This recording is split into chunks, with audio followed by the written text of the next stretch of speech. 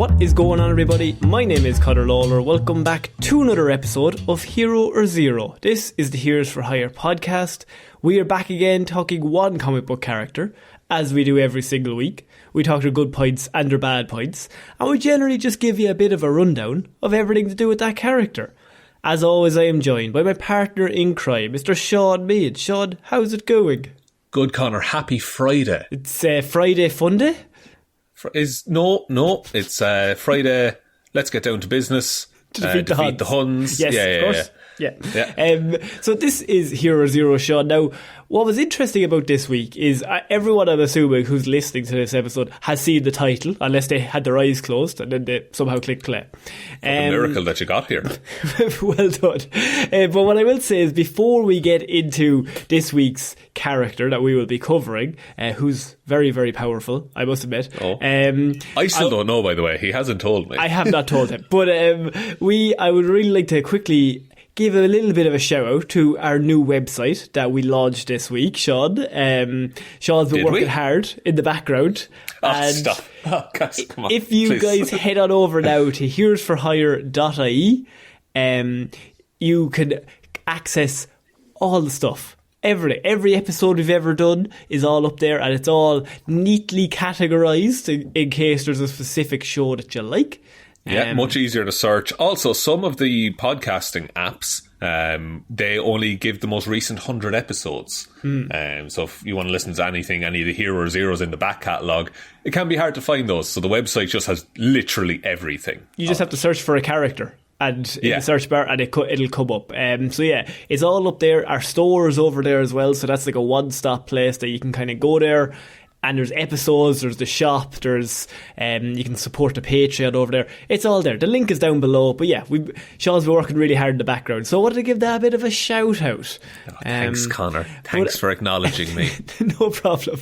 And maybe just a like and review or whatever podcast platform you listen to. That doesn't take much. But Shaun, last week you did the honour of covering a Marvel character that was, I could only assume, maybe the strongest Marvel character we've ever covered. Can I actually issue a quick clarification? Because, I talked about Hyperstorm. There was a non-canon crossover event between DC, Marvel, Anime, and Image Comics.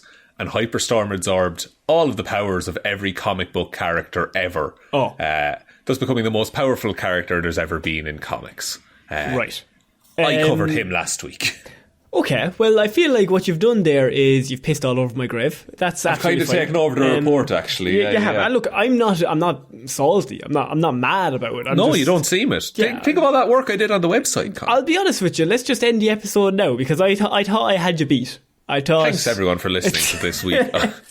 Because, Shaun, what I decided to do was, I thought it might be fun. I'm going to try to find the DC equivalent of Hyperstorm. Now, I could have easily chosen the Presence in DC Comics, who is basically God.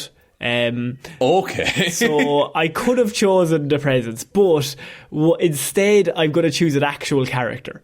And what was interesting last week when you covered Hyperstorm is because he was from an alternate universe and all that stuff. My character is actually a character we all know, but it's just from a different timeline, I would say. The same timeline, technically, but a lot more years in the future. Because Grant Morrison, in 1998, he was charged with writing a little story for DC, as he was known to do at the time, quite a few times. And Grant decided they were going to do DC 1 million. And for DC 1 million... Grant Morrison created a little character known as Superman Prime, Shaun, who is the strongest version of Superman that has ever existed in any comic book ever. Okay, so Superman is usually broken power-wise in a lot of his comics. Yeah. And so Superman Prime is that times a million, basically. Yeah. So I was really trying to take down Hyperstorm, so I'm interested to see how you feel about what the fight would be like after this. Yeah, and can I just say, like, that whole crossover thing, that's non-canon, so that doesn't count. Okay. I will put my Hyperstorm versus your Superman. Okay. So Superman Prime is a character that he's in the 853rd century is when we cover this. Now, what I will say is you're thinking, okay, what version of Superman? This is Clarke Kent. He's just alive in that timeline. He's alive in the 853rd century, Shaun. So yeah, so we all know the story, Shaun. The legend began in the last years of the second millennium with a birth of, Kal-El, of Krypton. Yeah, he's the sole survivor. And the planet explodes, he gets sent on a ship, and he's raised as a normal human child in Kansas by Jonathan Kent and Martha Kent. Please, Connor, I've seen Man of Steel. Don't look into that tornado, you little bitch. I'm going to blow away. It was their love and care that would transform one of the world's most powerful individuals from the product of a cold alien civilization into one of the noblest and charismatic men alive, Shaun. And under the name of Clarke Kent, this might surprise you, he becomes a reporter and he works with his future wife, Lois Lane. Okay. And he's more I've seen Superman 2. And he's more widely known as Superman. I've seen Smallville. You're running out of platforms. I'm going to run out of bits in a second. So this whole bit we all kind of know. So that's absolutely fine. And this all happened in this storyline as well. So that's what makes it nice and juicy. Because it was as the costume superhero Superman, Kal-El had his biggest impact. He was the leader of Earth's superhumans. He was the leader of Justice League. And mostly he was seen as one of the greatest leaders just in all of Earth. I've read the Bible. That's not Moses? I don't know. In his career, he saves the world from threats thousands of times, saves everyone, fights through multiple supervillains, stops anti-suns, he stops Bizarros, he stops all sorts of shit. Dark sides. Yeah. And of course, during the height of activity, everything's going well, Shaun. Until. Well, here's the thing. So he's leader of the Justice League. He's married to Lois Lane. He's the happiest he's ever been. His parents are back in Kansas. What we never talk about in Superman canon, and we need to all it's going to get a bit dark here, Shaun.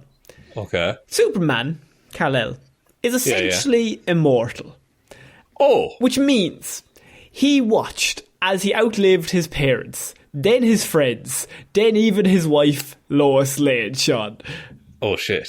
Yes. That would take a toll on a man, so I think. We have the world's greatest superhero, and we just never even think about it. That Batman becomes 80 years old, 90, he dies, and all the members of the Justice League die.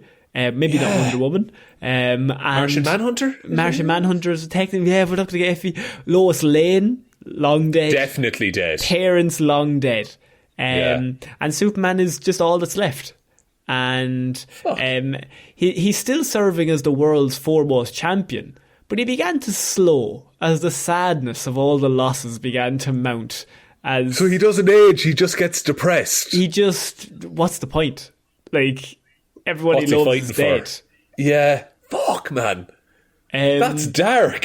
So legend then tells how close to the end of the 21st century, so close to the end of the 21st century, Superman Prime, as history will now remember Kal-El, passed his responsibilities of being Superman to his heir, Superman Secondus, good name, and he created the Superman Dynasty, which is a little team, and he's okay, you're going to take over because I can't do this anymore, because everyone I know is dead and every relationship I've ever had is over, so what's the point? But I can't die. Then one day he just left Earth, Shaun. He just left. He just pieced out into space. Just pieced out. There was nothing to live for anymore. And during this time away, there's lots of stories about what he did. His travels lasted from the 21st century until somewhere around the 700th century. Holy shit. he travels space. And as the story goes, he actually broke through the source wall, which in DC Universe basically means is like the source of all superpowers. He like broke through the source wall, which means he also is able to do multiverse hopping. He learned how to do that. He also then trained under the source wall and learned from it. So he's able to he spends centuries upon centuries just traveling space, becoming stronger.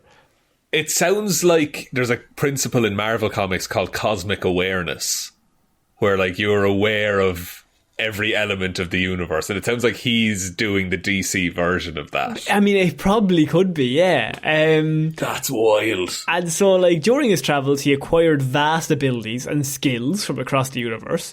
And when he returned, he forged a covenant with his descendants. So this is in 700th century he returns, okay? So there's been Supermen passed down in generation upon generation. All these centuries, Jesus. Yeah. And he actually came back to Earth at this point, and he bestowed upon them a small fraction of his power. So he gave some of them his power and split it off because he was so powerful that it didn't matter. He wasn't losing anything. And he said, I'm going to give you this power as long as you serve for truth and justice. And so he's still good.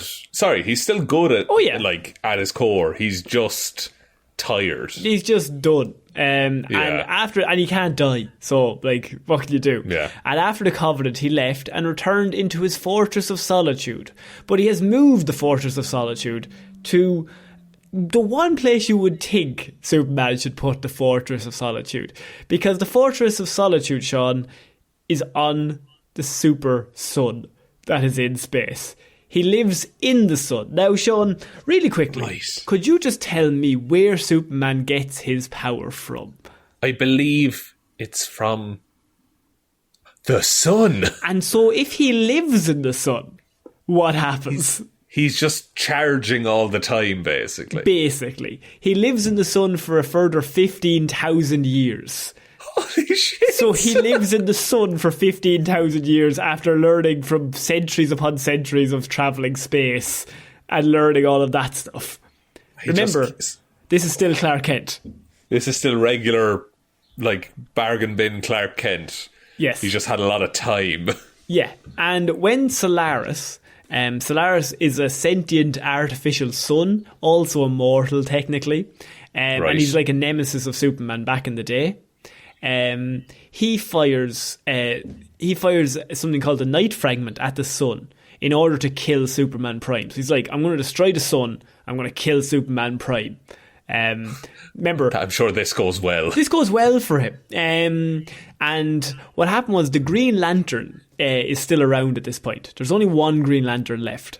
Right. And the Green Lantern shows up, and he basically is like, okay, well, we can't let the sun explode. So he's defending all of space, as Green Lanterns do, and he stops Solaris at the time. When the explosion goes to happen, the Green Lantern attempts to contain the explosion with his power ring.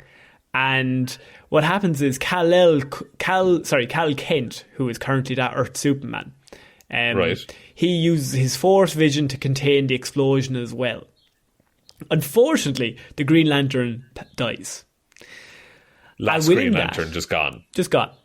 And within that, Superman Prime suddenly reappears from the sun after 15,000 years of absorbing solar energy. And he crushes Solaris immediately. And he then takes hold of the Green Lantern ring. Which, holy shit.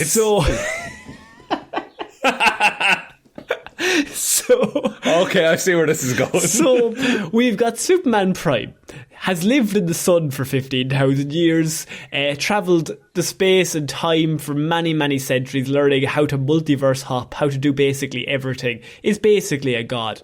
And he has been given the Green Lantern ring just to top it all off. And doesn't Superman have an amazing level of willpower anyway? Oh, yes. Right, and that's what the ring gets power from. Yes, so, and he has the most willpower he's ever had due to the fact he's the most powerful he's ever been. By God. This doesn't seem fair. The time he spent in the sun magnified his already great power to presumably infinite levels. His strength and other countless abilities he gained also rose to unknown levels from the time he spent in the sun. It's unknown. Nobody knows how They can't powerful. count how strong he is. No, and so imagine Superman what he is now, but now they can't count how strong he is. And he's broken now. Yeah, no, like people complain that he's too powerful now, and that makes him boring. I mean, he beat the whole Justice League in the Justice League movie. Not that we want to remember that movie, but you know what I mean. No, but he did. He did actually beat them all. He did. So, that's... And now he's got a Green Lantern ring as well, and he's incalculably strong. So he, in the aftermath of of Solaris's destruction, a lot was revealed about Superman Prime's hibernation in the Super Sun. During this period, he'd actually been waiting for Solaris's attempt on his life because he had foreknowledge of the events thanks to his time-travelling younger self. Okay. I'm going to let that one go because I don't have the mental capacity for that at the minute. And so in that space, he within that he also found one piece of DNA, one cell from Lois Lane. What? Right? So he has spent all of his time, Superman of the Fifth Dimension and Our Man, with the help of the two of them. So this is real space shit. Superman of the Fifth Dimension. So we're getting proper multiverse. Because remember, this is Clarke Kent. This is our universe, Clarke Kent. So he's just doing all of this spare time. So the Fifth Dimension Superman comes across, and Our Man, and they find a sample of a Lois Lane, one cell of Lois Lane, or whatever used to be Lois Lane. Yeah. And from that cell, Superman Prime resurrects his beloved Lois Lane. Holy shit. He raises her with superpowers after this time. Right, so she won't age and die, presumably. Yeah, she's now Silver Lois Lane. So a Silver Lois Lane and a Golden Superman Prime, because he's all gold. Because of the sun and stuff like that. Because of the sun. They were reunited. Were they happy? In all the time since her death, life had held little meaning or warmth for him, but now Superman Prime felt he was complete once more. So he spent the 21st century until the 835th century, I think it was. And he spent all that time just like, nothing means anything. Who cares? And it was only he resurrected Lois Lane through one cell is the power level we're talking here. That's insane. He was just so lonely for centuries and centuries and centuries. And then he got the slimmest of chances. And he was just like, okay, and now she's back. And it was true, like, multi-dimension hopping with Our Man, who we have also covered in Hero Zero, and the Fifth Dimension Superman. So that's literally just that one comic, DC 1 million of Superman. And I was really trying to find someone more powerful. So, I mean, straight to Superman Prime. Yeah, I think Superman Prime might actually have it over Hyperstorm. I'm going to read his powers and abilities. But this will be a better... What would be your reason? Because it's not like a character reason. It's a comic book reason. And it's because Hyperstorm doesn't care about anyone, if that makes sense. Like, Superman gets his strength in this from Lois Lane. So he will fight and die for that woman. So if Hyperstorm killed Lois Lane... Oh, Superman will murder. Like, he will go through him. Yeah. Like, he will like, give me the powers, because that's gonna help a lot. There's several pages here. Okay. That we want to get to, because by the way, just one of his weapons is just Green Lantern ring. So some would say a superpower on its own. Some would say.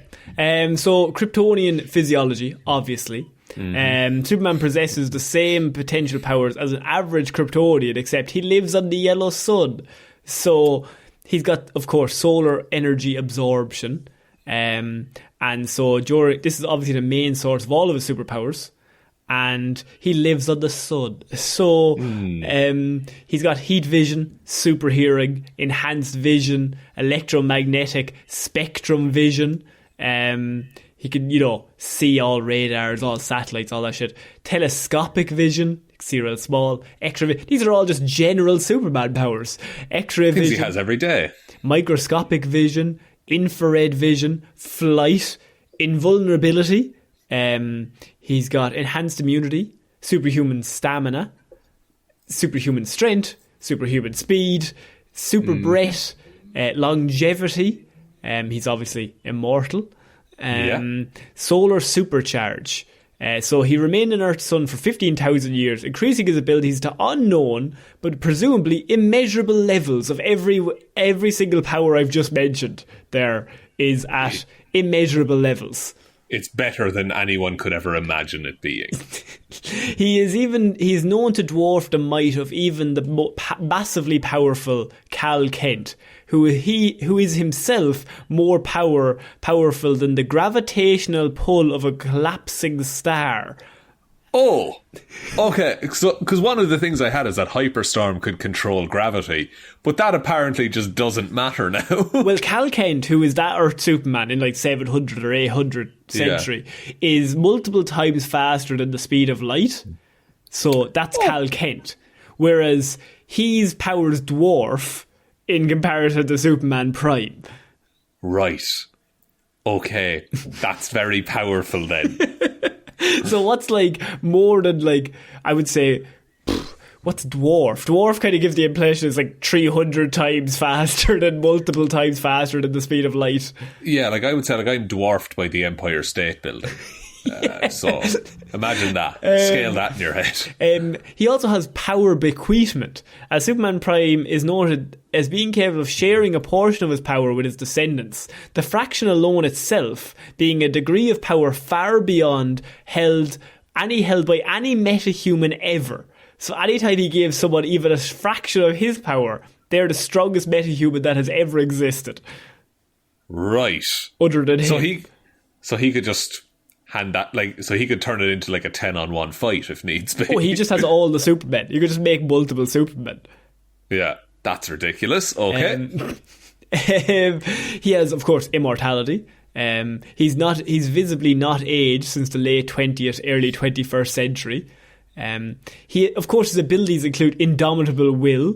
So beautiful. He has enough will to operate a green power ring. So yeah, and if he sets his mind to something, you're not changing that. Yeah.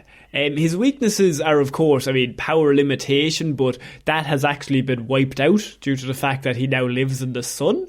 Yeah. The only thing that they say could technically stop him in the 800th century is that everyone, this is a real fucking nerdy, futuristic thing, but apparently everyone in this time period is like connected through brains, through like a same wavelength, and he's not part of that society, or that he's never been there, so he's not connected. So they say it might wreak havoc with his super hearing, but okay, but I'd wager he could fight death and be fine. Yes. And yeah, paraphernalia, he's got the Green Lantern ring. Superman Prime is known as the last son of Krypton, or the Golden God. Right. Superman Prime at one point held the last known Green Lantern ring as well, and he's virtually identical to the future self of Superman in All-Star Superman. So he's basically identical to Clarke Kent still, but he just is like 3 billion times more powerful. He's just gotten more and more powerful over centuries to the point where he's a god now. It was very hard to try and come up with someone stronger than Hyperstar, but I tried my best.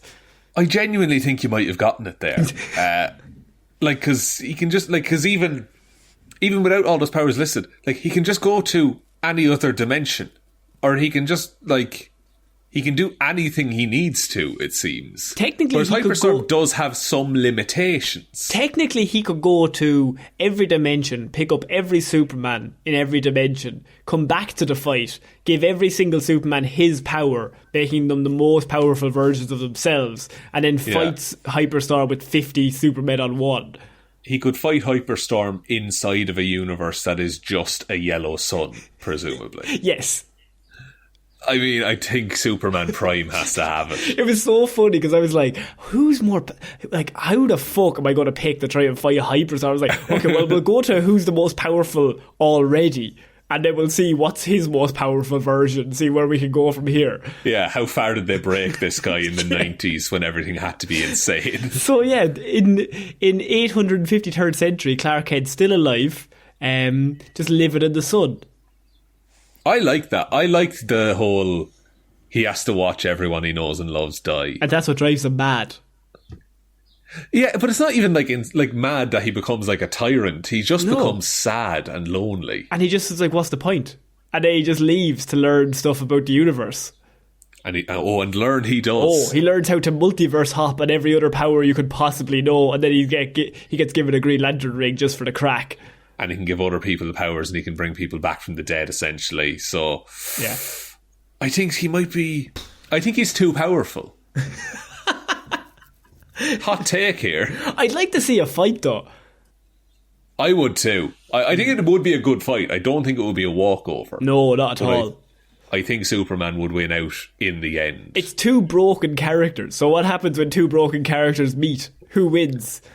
Yeah. It's an immovable force and an unstoppable object. Now, the counterpoint, if we use my non-canon version, Hyperstorm has all those powers as well. True. That is actually true. Can he take people apart by their cells? And he can make you forget that you want the fight. Yeah, he can turn off parts of your brain. He can manipulate the four fundamental matters in the universe. What? I might give it the Hyperstorm. Do you think so? If you might give it to Superman, I'll give it the Hyperstorm. We'll actually swap. That's fair. Because each of us has just learned about this version, so we're like, oh no, it's the most powerful one. But I think it's a good matchup. You know, like one of my favorite characters in Marvel, the Sentry. Hyperstorm would destroy the Sentry, and the Sentry is like insanely powerful. I was going to do the Spectre, who you probably don't know anything about, but he's he's nearly God as well. So I was like, okay. But he's like in this, he's like an our universe version of like God. So I was like, no, let's pick someone from like Superman, but from like 853 third century. Just a bro. I like doing more of the alternate future or alternate timeline stuff, because there is some ludicrous stuff in comics. Like, here's this regular character you all know. What if they were insane? Yeah, like it's always like there's loads of them with even just in terms of Batman or Superman. Like there's so many versions where like Damian Wayne becomes Batman, and it's the best comic trope ever. They're just like, right, let's just do 70 years in the future. What's everything like? Yeah. Oh, Gotham's a hellscape. Damian Wayne made a deal with the devil. Yeah, usual stuff. Yeah, there's a really messed up one where Batman is just like a face on a robot neck arm kind of thing. Yeah. It's really messed up. I think they just like the idea of like taking characters and then going, okay, let's go to the future. What's the most fucked up thing that could have happened? Oh, guess what? It happened to them. It happened. But yeah, I think that's my report on Superman Prime. That was a really good report, Connor. I really enjoyed that. Would you like me to take us out? Yes, please. Thank you, everyone, for listening to this episode of Hero or Zero. We will be back on Monday with Movie Mondays, next Wednesday with Weird News Wednesday, and next Friday with another episode of Hero or Zero. Big thanks to everyone who supports us over on the Patreon, patreon.com/Heroes for Hire podcast. If you want to support us over there, get access to movie reviews and things. Another website you can go to, heroesforhire.ie. All of our stuff is up there. You can go to the shop, all of our socials. It's a good time, and tell us what you think of the website as well, if you can. If you think anything you'd like to see on it, anything you feel like is missing, do send us a mail on that one. You can also contact us on Twitter at Heroes for Hire Pod. The 4 is the number 4. Facebook is Detective Diddleman's Discussion Group. Instagram is Heroes for Hire Podcast. And the best way to ever help out the show is to tell one human being that we exist. Just a one, please. I think that's about it, Connor. I think so. So I've been Connor Lawler. I have been Shaun Prime. And I will see you all next week, guys. Bye. Bye.